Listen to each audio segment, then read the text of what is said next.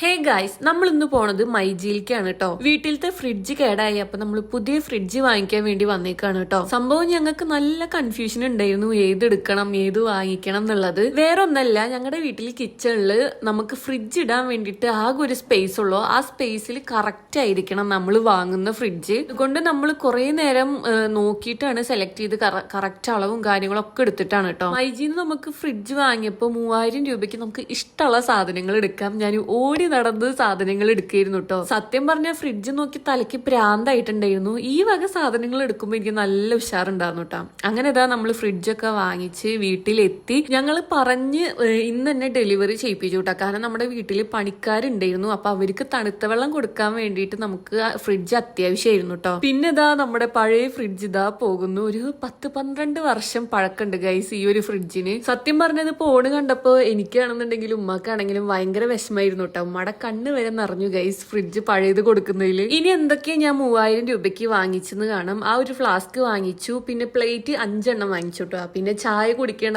ആ ഒരു കപ്പ് ആ ഒരു ബോക്സ് വാങ്ങിച്ചു. പിന്നെ ദാ ഈ ഒരു ദോശ കല്ല് വാങ്ങിച്ചു. പിന്നെ വെള്ളം കുടിക്കണത് വാങ്ങിച്ചു.